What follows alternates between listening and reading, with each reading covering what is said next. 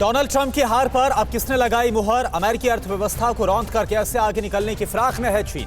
और कैसे खतरे में आया माउंट एवरेस्ट? दुनिया से जुड़ी बड़ी खबरें कौन सी हैं? न्यूज़ टॉप 9 वर्ल्ड एक्सक्लूसिव में आप देखिए। बजट की मंजूरी के विरोध में ग्वाटेमाला में लोगों ने विद्रोह कर दिया। आवाम सड़कों पर उतरी हुई है। दूसरे दिन भी लोगों ने जोरदार प्रदर्शन किया। इससे पहले भी ग्वाटेमाला में जबरदस्त हिंसा हुई थी। लोगों ने जमकर तोड़फोड़ की और आगजनी की। डोनाल्ड ट्रंप की चुनावी हार पर अब अमेरिकी अदालतें भी मुहर लगाने लगी हैं। पेंसिल्वेनिया और जॉर्जिया की अदालतों के फैसले ने साफ कर दिया है, ट्रंप कैंपेन ने सिर्फ आरोप लगाए हैं। इनके समर्थन में कोई ठोस सबूत नहीं दिए, लिहाजा उनकी अपील पर विचार करने का कोई आधार नहीं।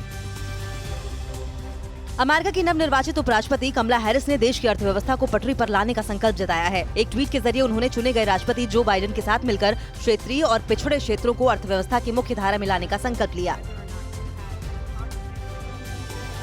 दूसरे को धमकाने वाले चीन को अपनी अर्थव्यवस्था को चौपट होने का डर सताने लगा है। उसने बॉन्ड धारकों को चेतावनी दी है कि निवेशकों का पैसा नहीं देने पर सख्त कार्रवाई करेगा। वित्तीय बाजार नियमों को तोड़ने पर वो कार्रवाई से गुरेज नहीं करेगा।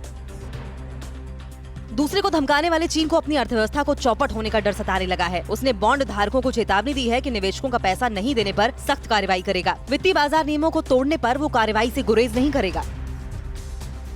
प्रदूषण माउंट एवरेस्ट की 8,850 मीटर की टॉप चोटी तक पहुंच गया है। पहली बार चोटी के बेहद करीब माइक्रोप्लास्टिक मिले हैं। 11 सैंपल की जांच की गई है। 5,300 से 8,440 मीटर की ऊंचाई के बीच मिले प्लास्टिक के छोटे छोटे फाइबर खतरे की घंटी हैं। बेस कैंप के आसपास सबसे ज्यादा प्रदूषण मिला है।